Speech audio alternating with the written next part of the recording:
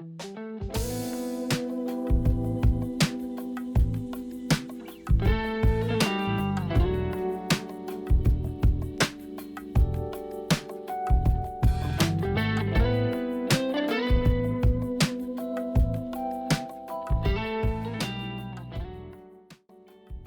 everyone, I'm Amalia. Welcome to my mind map of Global Economy and International Business course that I take in IPMI International Business School as a part of my EMBA program. Let's start. Let's start the map with dividing global economy and international business. What is it actually, global economy? From my understanding, global economy is an interconnected worldwide economic activities in multiple countries, and some factors that make it happen is globalization, international trade, international finance, and investment. So let's begin with the stimulus that we use in the class. This is a chart of 2000 years of economic history. It's on the GDP and the year of timeline. Here's the country. The ancient Greece before have 100% absolute advantage of oil. But let's take a look on how they distributed the year. The map distributed the year in different scale. They start year 1 and then year 1000 and then 1500. So it's different from 1000 years and then 500 and then by 100 years. By 100 years, but after 1820, they become after 30 years. Every 30 years, and it gets smaller by decades until year 2000. How and why? So, based on our discussion, this created of timeline is affected by Industrial Revolution. So, before 1800 is population based, and then after the Industrial Revolutions start, the first one is for water and steam power, starting mechanical production. It affects how the GDP distributed for this country. And then the second revolution happened in year 1900, and that's why after that they changed the timeline by 10 years. And then the third one is start from year 2000s. The IT system automate production lines happen. The fourth one is the Industry 4.0. It's Internet of Things and cloud technology happen. So after we understand how Industrial Revolution affected how the changes in the share of GDP, we began to discuss about new economy. What is new economy? New economy is the old economy plus digitalization and capital mobility, plus force driving globalization and technological innovation, especially now in the Industry 4.0. And then continue to the three pillars of the new economy, which include better customer service, cost reduction, and transparency and competition. It's important for the country to have these three pillars strong. Even though we already make a strong pillars for our country's new economy, we cannot prevent that we can still have a disruption. So if you see this curve, we have the performance and the time. After we build our country's performance and then this disruption happen, it can be the new technologies coming, it can be maybe climate issues or global pandemic happen. The disruption can force us to make another curve so our country can survive. And another curve start, and then when the disruption happen again, we work it out and then we start again with the new curve. By seeing the newest curve here, we know that the new economy can be volatile, uncertain, complex, and ambiguous, or we can call it hiccup, and also tuna, the turbulent, uncertain, mobile, and ambitious also. Why? Did you know that the 5 largest companies in 1996 are not the same with the one in 2022? The industry grow as the disruption happened, we created a new industry again, a new field of work, new economy. It will still happen, and the uncertainty, VUCA and tuna will always be with us. But even though I said before that VUCA is volatile, uncertain, complex, and ambitious, but you can see the different perspective. VUCA can be an opportunity. VUCA can also be versatile, upbeat, creative, and agile. As like the old Chinese proverb said that crisis is Wei Ji, is built from Wei is the time of danger and Ji is the time of opportunity. So VUCA can be both a danger and opportunity at the same time. We need to be wise when facing. So let's move on to our country condition. What about Indonesia? Can we survive the VUCA and the uncertainty of the new economy? We discussed that Indonesia has a really good potential in the digital population. So not only we have a massive total population in our country, our netizen is also growing. So you see from the data here that we have 120% increase of mobile phone connections and internet users grew by 64% from January 2020 all the way to 73% on February 2022. The active social media users also grew to almost 70% on February 2022. The mobile phone connections is increased to 133%. The total population here, urbanization increased to 60% by February 2022. We can also see by the growth of our GDP in 2021 versus another ASEAN US dollar, we reached the first rank. It is also related to the example of the VUCA, the good one, the positive VUCA. The opportunity that the global digital economy grew in 2022.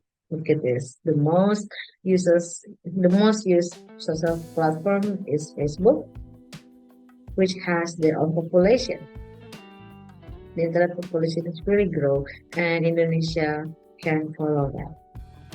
Besides digital world, Indonesia before had experienced a crisis in 1998 that we learned a lot from it and we don't want to go back to that situation. So we become more careful when choosing actions and never put all eggs in one basket. So when the crisis happened in other countries, we already prepared because we experienced that before. So in conclusion, looking at the data here, Indonesia is on the right track. We need much more resources, participation, and collaboration at all levels to realize our mission's goal. Good job, Indonesia. Now let's move on to another branch of my mind map, is about global trade. Two things important for me from this branch of my mind map is the absolute advantage and comparative advantage. Although any country can do global trade with another countries by using absolute advantage or comparative advantage, but comparative advantage can open more opportunity to another country. So if we give a chance for a purely domestic firm in one country to be a multinational company by using the comparative advantage, we can help them grow in financial opportunity and investment opportunity. Next branch of my mind map in global economy.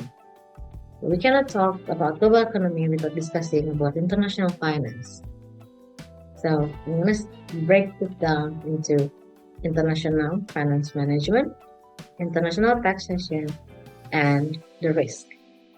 So let's start with international finance management. The first one is how to choose a capital structure. Please make sure that the company have an ideal debt versus equity. The second one is please think of how you will raising funds for the firm. Acquire equity, debt, or intercorporate finance for funding activities and investment. The third one is how you manage working capital and cash flow. Fourth one is how will you do the capital budgeting? You can do it by assessing financial attractiveness of major investment projects. The next one is managing the currency risk from multiple currency transactions of the firm and the exposure to exchange rate fluctuation. The next one is you need to manage the currency risk from multiple currency transactions of the firm and the exposure to exchange rate fluctuation. Next one, please make sure that you operate a global environment with diverse accounting practice and international tax regimes. Since we already mentioned taxation, let's move on to the international taxation section. There are three different taxes that you need to know. First, it's a direct tax, indirect tax, and sales tax. You should know also about value-added tax. So the value-added tax is commonly used in Canada, Europe, and Latin America. Also, the rest of the country that has the global value chain with them. So you need to know that this fact will apply to your product. But there are also countries that is tax havens. So Bahamas, Luxembourg, Monaco, Singapore, and Switzerland has a very low tax rate. So you don't have to worry about the value-added tax if you have a transaction with this country. Now it's the time for me to connect my explanation to the theory of tariffs and quota. What is tariff? Tariff is a tax on imports, while quota is a physical limit on import quantity. There are similarities and differences for tariff and quota. Let's start with the similarities. For the similarities, both tariff and quota reducing imports. For any quota, there's a tariff equivalent. The second one, both tariff and quotas increase domestic prices, reduce domestic consumption, and increase domestic production. Now let's go to the differences. The first difference is the quota do not generate revenue for the government. The second reason how it's different is that tariff results in lower prices in terms of increasing foreign productivity, but it's not in quota. The third difference is that quota can actually increase your foreign profit. Now the next part of the international finance from my mind map, I hope you're still with me. We're going to discuss about the risk. The risk part is essential for my mind map because the risk part is essential for my mind map because that's how I connect my mind map of the global economy and international business. Let's start with understanding the type of risk. There are 4 types of risk in international business and finance. The first one is cross-cultural risk, which includes cultural differences, negotiation patterns, decision-making styles, and ethical practices. Second one is country risk. It includes harmful or unstable political system, corruption, bureaucracy and red tape, government intervention, and you can read the rest here. The last but not least factor is a commercial risk. It can include weak partner, operational problem, timing of entry, and competitive intensity. Also, poor execution of strategy for you, the managers.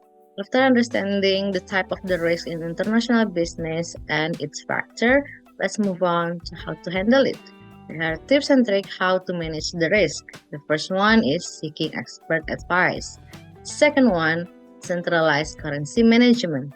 Third one, decide the risk tolerance level for your firm. The fourth one, please provide exchange rate movements and currency risk detector device.